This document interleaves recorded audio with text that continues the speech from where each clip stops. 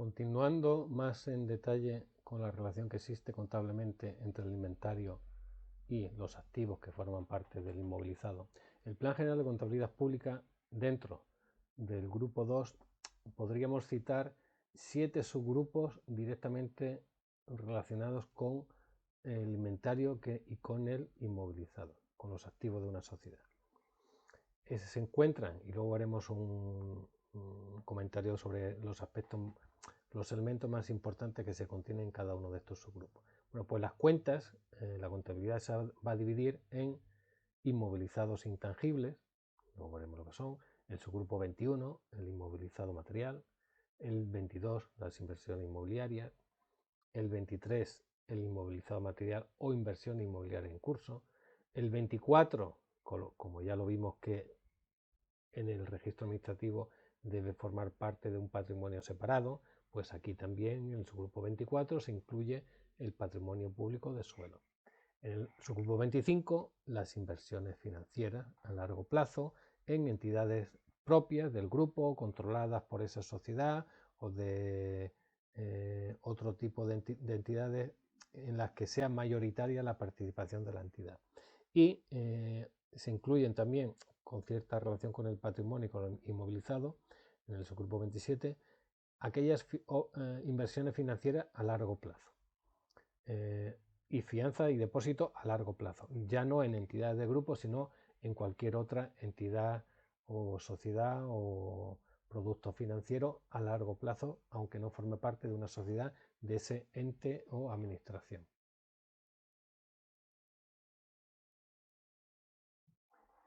Bueno, pues el primero de los subgrupos del grupo 2 es el subgrupo 20, que son las inmovilizaciones intangibles.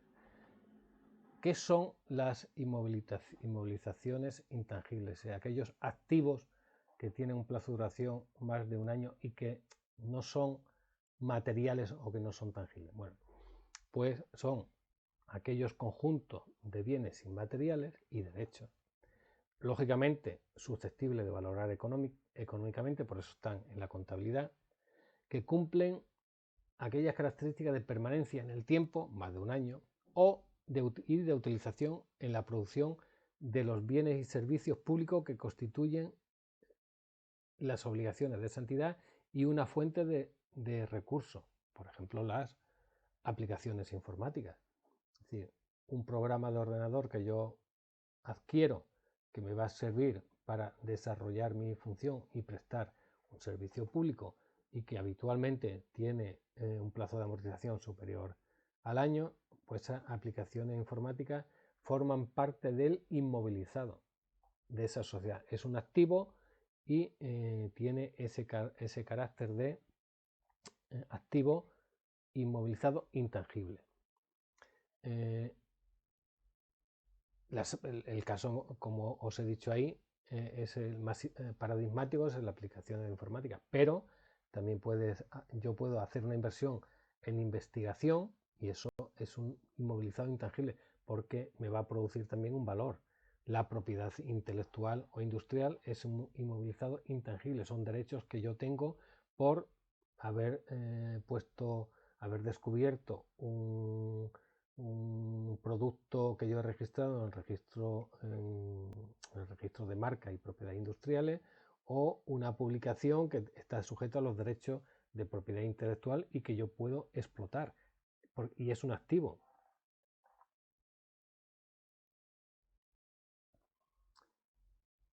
El siguiente subgrupo son, quizás el más reconocible, el de las inmovilizaciones materiales. Cada uno de estos subgrupos luego tendrá una división a su vez en varios subgrupos más. Por ejemplo, este del subgrupo 21, luego se le añaden cifras y va a ser 21.0, por ejemplo, terrenos y bienes naturales. Dentro de este subgrupo 21. El 21.1, construcciones. El 21.2, infraestructura. El 21.3, bienes, por ejemplo, del patrimonio histórico. El 21.4, bienes de maquinaria. El 21.6, mobiliario. Es decir, eso va a ser lo que formen parte de los activos denominados inmovilizaciones materiales. Los equipos de informática, no el software, sino el hardware, el 21.7, el 21.8, elemento de transporte. Es decir, esto son los inmovilizados materiales. Es decir, son bienes tangibles, que puede ser mueble o inmueble, con destino a la producción y a la prestación del servicio al que está obligado esa entidad, o para uso propio. Si yo puedo tener una instalación, un edificio de carácter interno en el que yo lo utilizo sin prestar ningún servicio al público, sino para mi uso o consumo interno, y eso forma parte de esta inmovilización material. Son bienes no destinados a la venta, lógicamente no están sujetos a un tráfico mercantil, porque se supone que son bienes que permanecen en la entidad en un plazo razonable y con una vida útil superior a un año. Por ejemplo, lo que hemos citado anteriormente, terrenos, bienes naturales, construcciones, infraestructura, maquinaria, bienes del patrimonio histórico, mobiliario, equipo informático, fondo bibliográfico, es decir, todo eso van a estar dentro del subgrupo 21, que son los inmovilizados materiales. Algo parecido, un subgrupo parecido es el 22, las inversiones inmobiliarias. Las inversiones inmobiliarias son, todo esto son activos no corrientes. Estas inversiones inmobiliarias normalmente se hacen para obtener rentas o plusvalías, no para producir bienes y servicios de los que estamos obligados a prestar cada administración pública, ni para mi uso propio, sino que yo adquiero una inversión inmobiliaria para obtener una renta o una plusvalía. Si yo compro, por ejemplo, un edificio de oficinas que está alquilado y lo compro para obtener esa renta o esas plusvalías, eso es una inversión inmobiliaria. Es decir, son activos no corrientes, es decir, que tengan vocación de permanencia en el tiempo y que no estén destinados a su venta. Eso es a lo que nos estamos haciendo referencia con este grupo 22, que tiene solamente dos subdivisiones, el 22.0, que son inversiones en terrenos, o el 22.1, inversiones en construcciones. Es decir, son inversiones o adquisiciones que hace esa entidad para obtener de esa adquisición una renta, una plusvalía, y no ligados directamente a la producción de servicios por parte de esa administración.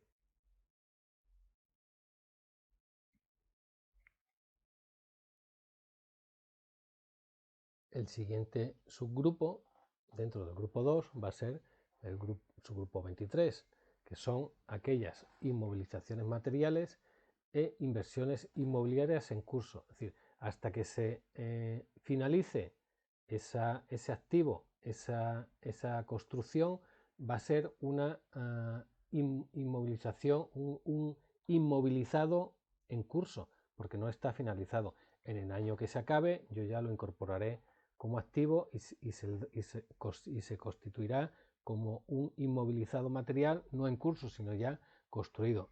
Por ejemplo, entre los distintos subgrupos en el que se divide este subgrupo, pues está el 23.0, por ejemplo, adaptación de terrenos y bienes naturales, construcciones en curso, infraestructuras en curso, maquinarias y utillaje que se están montando, bienes del patrimonio histórico artístico en curso, que se están construyendo, aunque esto lógicamente es residual, porque normalmente si forma parte del patrimonio histórico artístico es porque ya está edificado o está instalado. Y estos son un poco lo que se incluye, los elementos que se incluyen en este subgrupo 23. Llegamos al subgrupo 24, que ya es reconocible por todos, es el patrimonio público del suelo. Y aquí se incluyen tanto aquellos terrenos que forman parte del patrimonio público del suelo, como las construcciones, como los derechos del patrimonio público de suelo, es decir, asociado a esas características. Incluye varios subgrupos que van, por ejemplo, del 24.0, que son terrenos, 24.1, construcciones, el 24.3 la adaptación de esos terrenos, el 4 la construcción en curso del patrimonio público del suelo. Es decir, este tipo de activos se singularizan a nivel contable igual que se singularizan a nivel del registro administrativo, como vimos en los primeros temas. El siguiente subgrupo es el 25, que son aquellas inversiones financieras a largo plazo en entidades del grupo, multigrupo y asociadas. Son, por ejemplo, participaciones en el capital social de esa entidad, el 25.0, en sociedades mercantiles del grupo, el 25.01, en otras entidades, siempre del grupo subgrupo, 25.02, en sociedades mercantiles y sociedades cooperativas, el 25.11, siempre créditos a largo plazo concedidos a entidades del grupo, el 25.3, todas estas inversiones que yo hago en financieras que yo hago en sociedades o entidades que están dentro de mi ámbito de poder, es decir, sobre los que yo tengo un cierto control o un control absoluto. Dentro del subgrupo 26 se va a incluir lo mismo que en el subgrupo 25, pero ya no en entidades de mi control, sino en otras entidades, o deudas, por ejemplo, crédito a largo plazo para otras entidades, inversiones en deuda pública, imposiciones a largo plazo, esos son los depósitos. Ese tipo de activos se van a contabilizar dentro del grupo 26. Bueno, pero claro, también tenemos que tener en cuenta los pasivos. Hasta ahora lo que hemos visto, ¿qué es lo que va a formar parte del pasivo? Bueno, pues dentro del pasivo formarán parte dentro del subgrupo 28 y el 29 que afectan a el inmovilizado, afectan a los activos, va a ser las amortizaciones de esos activos o el deterioro de valor.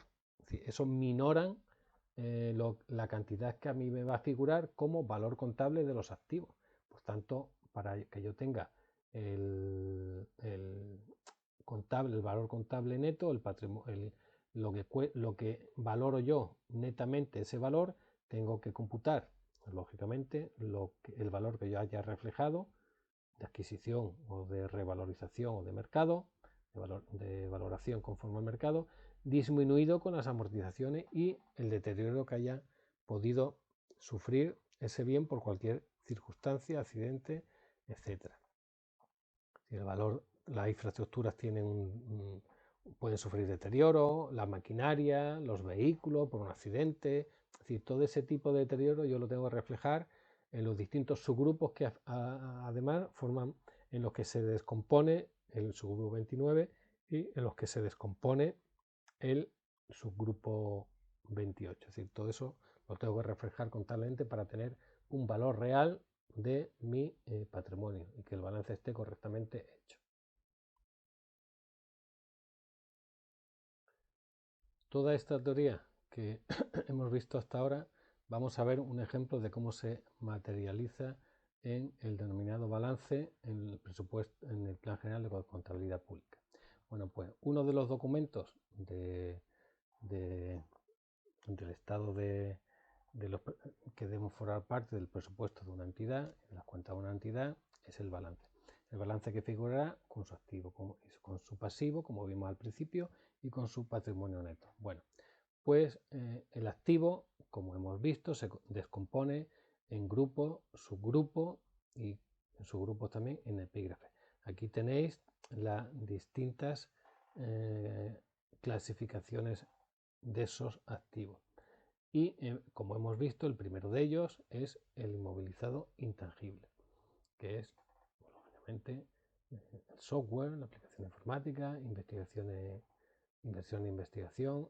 Y veis en este lado que va a tener la referencia de ese activo, se va a reflejar en la cuenta 200 y en la 201, y en el pasivo va a tener el concepto ligado de amortización, el concepto 28.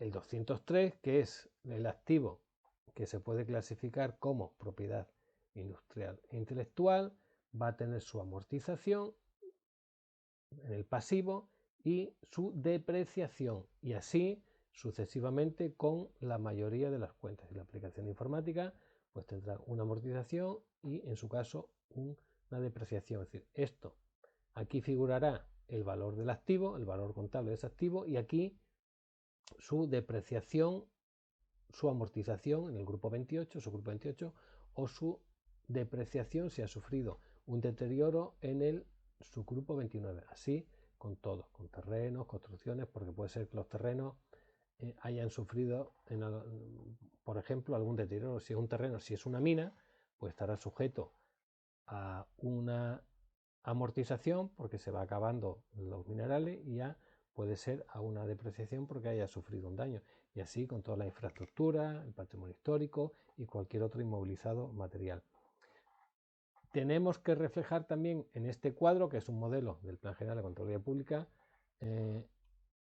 unas notas en la memoria. Es decir, si yo he introducido alguna explicación de las que me obliga el Plan General de Contabilidad, que hago referencia a estos activos, diré, pues en la memoria hay una referencia a la cuenta tal de inversión en investigación y desarrollo con el número tal, en la letra A.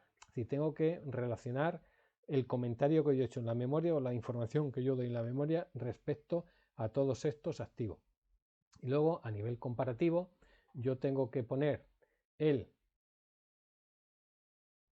la valoración contable de ese activo, la valoración que yo incluyo en el balance del ejercicio actual que yo estoy presupuestando o contabilizando, y el valor de ese mismo activo contable en el ejercicio inmediatamente anterior.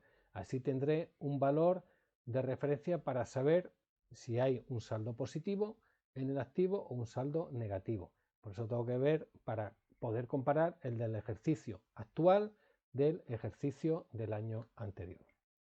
Pero el presupuesto, como dijimos, tiene que tener varios apartados: el balance y una memoria.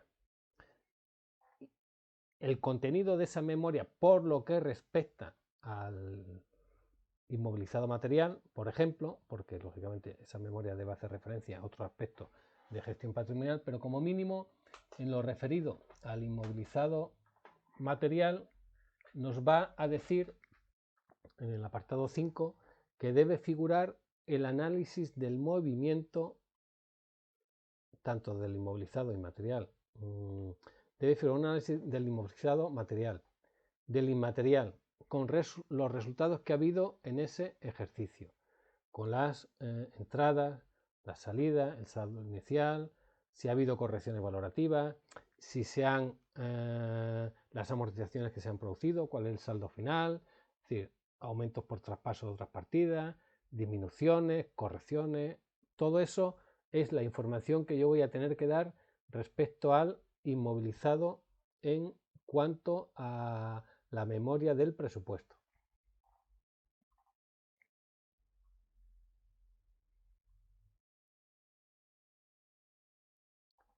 Vamos a ver a continuación un ejemplo práctico de cómo se contabiliza una operación de compra de un activo que forma parte del activo del inmovilizado material.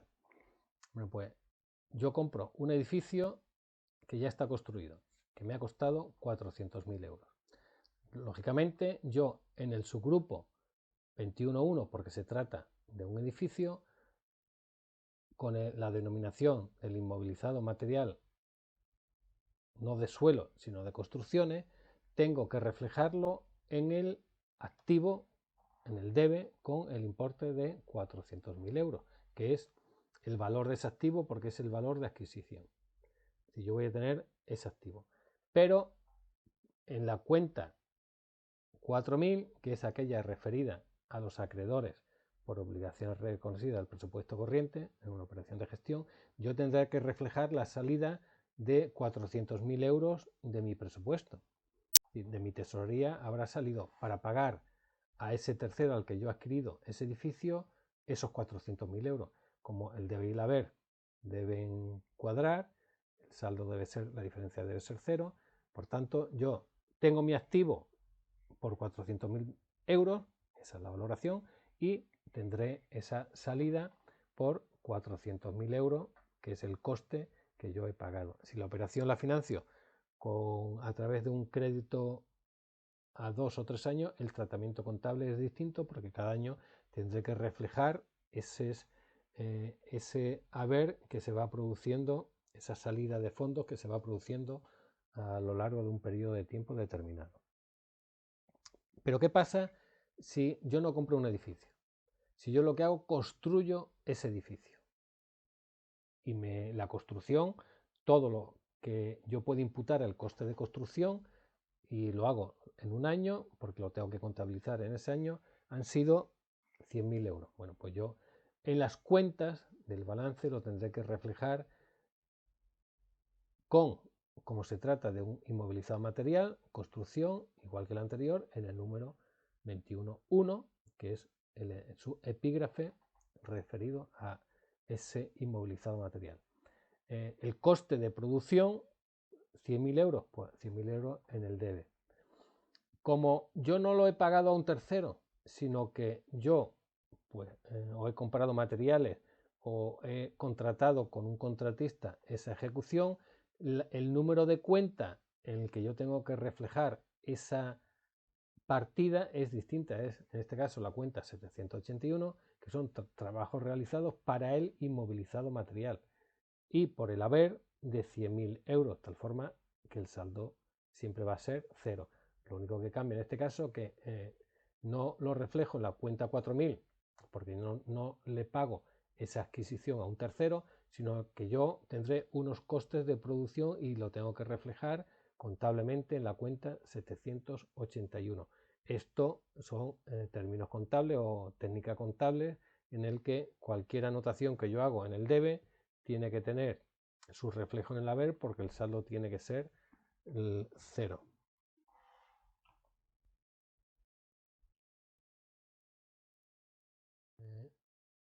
Antes de pasar a esta diapositiva, os quiero recordar que muchos más ejemplos de los que hemos visto en la diapositiva anterior lo tenéis en el texto del curso. Pues si alguno tiene alguna curiosidad y quiere profundizar en cómo se contabilizan en el balance en distintas partidas, distintas operaciones que pueden ser que se hagan con el inventario. Pero ahora vamos a ver, por ejemplo, un caso práctico.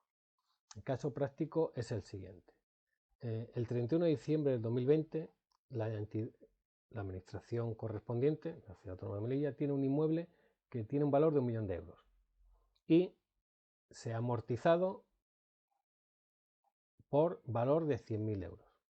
Claro, yo en febrero de este año lo quiero vender y pido una tasación a un tasador y me dice muy bien, como han bajado tanto los bienes inmuebles, una tasación con referencia al valor de mercado actual es de 500.000 euros. Vale, digo, vale, bueno, lo voy a vender. En cambio, lo vendo el 6 de junio del 21 y no lo consigo vender por lo que me lo ha tasado el tasador, sino que lo vendo, eso sí, al contado, pero por 400.000 euros, más el ISE. Es decir, yo tengo aquí una doble pérdida. Tengo una pérdida con respecto al valor contable que yo hasta ese momento tenía en el inventario, porque si me costó 1 millón y he amortizado 100, tendrá un valor contable de 900.000. En cambio, lo taso hoy para ver el valor de mercado y me dicen que vale 500. Ya ahí me ha producido una pérdida de 400.000 euros con respecto al valor contable. Si en cambio lo vendo por 400, tengo una doble pérdida. Tengo una doble pérdida con respecto al valor de tasación. ¿Cómo voy a reflejar eso en la contabilidad? 2 pasos. Lo primero que tenemos que hacer, vamos a registrar el deterioro contable. ¿Cuál es el deterioro contable? El que os acabo de decir. Si yo el bien, después de la amortización acumulada contablemente, está valorado en 900.000 euros y me lo valoran en 500, ya tendré una pérdida de 400.000 euros. Por tanto, en la cuenta 6911 tendré que reflejar las pérdidas por deterioro de ese inmovilizado material, en este caso deterioro de construcciones. Esa pérdida, según la diferencia entre la tasación y el valor contable menos la amortización, son 400.000 euros. Pues yo tengo aquí una pérdida. Y en el haber tendré que reflejar en la cuenta 2911, que vimos que era el deterioro, pues el deterioro del valor del inmovilizado material, que no es un deterioro en este caso físico, sino es un deterioro económico, que me lo ha imputable al mercado, porque el mercado en ese momento no valora ese bien en 900.000 euros, que sería su valor contable, sino que lo valora el mercado en 500.000. Por eso yo tengo aquí ese deterioro de 400.000 euros. Y lo tengo que reflejar en el debe de la pérdida para que salga lógicamente este saldo a cero.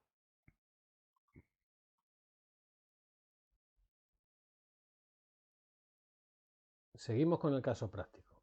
En la primera parte yo he reflejado ese deterioro contable. Y ahora tengo que reflejar ya el segundo paso, la operación total de venta. ¿Cómo la voy a reflejar en la contabilidad? Bueno, pues es el segundo paso en el que voy a dar debajo el coste, le doy la amortización y la diferencia va a pérdida. Es decir, yo, como hemos visto, tengo que reflejar contablemente esa operación en estas cuentas. Por ejemplo, en la cuenta 2811, que eran las de amortización, tengo que reflejar los 100.000 euros que se ha amortizado ese bien. Ha tenido un deterioro de valor porque el valor contable era 900.000 y el valor de mercado 500.000. Por tanto, tengo ahí un deterioro de 400.000 euros. Lo imputo al debe. Tengo unas pérdidas procedentes del inmovilizado material. ¿Por qué tengo estas pérdidas? Bueno, y lo imputo a la cuenta 67.1. ¿Por qué? Porque si la tasación es 500 y yo lo he vendido en 400, he tenido una pérdida sobre su valor real o contable en ese momento según la tasación que yo he pedido. Si yo tengo un bien que la tasación es 500 y no lo consigo vender por ese precio, sino por 400, pierdo 100.000 euros. Es decir, yo he sufrido un deterioro por amortización de 100.000, un deterioro de valor con referencia al mercado de 400.000, más 100.000 euros, que es la diferencia entre la tasación y lo que lo he conseguido vender. Y imputo en el debe también los 416.000 euros, que es lo que yo he vendido el inmueble con el ISI. Por tanto, lo reflejo en la cuenta 57.1. Esto es lo que yo tengo en el debe. Y luego en el haber, pues en la cuenta 211, porque son construcciones, yo tendré que incluir el 1.000.000 de euros que fue el coste de adquisición, más los 16.000 euros del ISI que yo he repercutido en la venta. Y contablemente este sería como se refleja la operación en las cuentas del balance civil. Aquí hay 1.016.000 euros en el debe por su contraprestación en el haber de 1.016.000 euros. Estas operaciones tienen reflejo en este apartado de la contabilidad, en el debe y en este número de cuentas. Y esto tiene que cuadrar lógicamente a cero. Así se refleja este caso concreto. Bueno, vamos a dar un paso más con respecto al caso anterior. Vamos a ver ahora el mismo supuesto, con la misma tasación, con el mismo valor del inmueble, pero con la diferencia de que yo lo vendo por 700.000 euros y no por 400.000 euros. Por tanto, aunque sigo teniendo una pérdida con respecto al valor contable que tenía ese inmueble a 31 de diciembre del año pasado, con respecto al valor de tasación he tenido un beneficio de 200.000 euros. ¿Y esto cómo lo reflejo yo en las distintas cuentas del balance? Pues lo voy a reflejar de una forma similar al anterior, pero con alguna particularidad. Por ejemplo, en el debe voy a incluir en la cuenta 2811, su grupo 2811, la misma amortización, pues eso no cambia, 100.000 euros. Voy a reflejar en la cuenta 29.1 el deterioro del valor del inmovilizado, porque siguen siendo 400.000 euros. Si yo ese valor contable, quitada la amortización, es de 900.000 euros y el tasador me dice que hoy en día vale 500, tengo una pérdida de 400.000 euros. Lo mismo. Esto es lo que cambia. Si yo he obtenido un beneficio con respecto a la tasación de 200.000 euros. Por tanto, es un beneficio imputable al inmovilizado material. Lo reflejo en la cuenta 771 en lugar de la cuenta 671 del caso anterior, que era pérdidas procedentes del inmovilizado material, que yo lo hubiese tenido que reflejar en el debe. Ahora, como es un saldo a mi favor, con respecto a tasación, yo lo incluyo en el haber. Y esta cuenta va a ser la misma, el valor del inmovilizado, que es una construcción, la cuenta 21.1, por 1 millón de euros, que es lo que a mí me costó. Y luego, en la cuenta 571, yo voy a recoger aquí el importe que yo tendré en una entidad bancaria como consecuencia de esa transmisión. Es decir, si yo lo he vendido por 700 más el 4% de ISI, más 28.000 euros, y el comprador me ha ingresado esa cantidad, pues yo esa cantidad la tendré en una cuenta que es la 571, efectivo y líquidos y activo líquido de los bancos, imputable en el debe. Y el ISI repercutido yo lo tengo que imputar en el haber, porque lógicamente eso es un dinero a cuenta que yo tendré que ingresar en la administración correspondiente que se recaude. Normalmente es el IVA, aquí es el ISI y es la misma ciudad la que se lo ingresa, pero contablemente, si fuese el IVA, tendría esta repercusión. Por tanto, tenemos que ese activo en el haber, después de esta operación, tiene un valor, se ha traducido en un haber de 1.228.000 y en el debe lo mismo, 1.228.000. Esta es cómo se refleja contablemente esta operación, tanto en el debe como en el haber, para que la operación sea cero.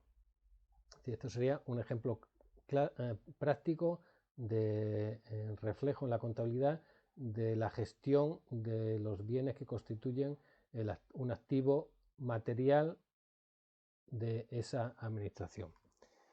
Y con esto doy por finalizado el curso.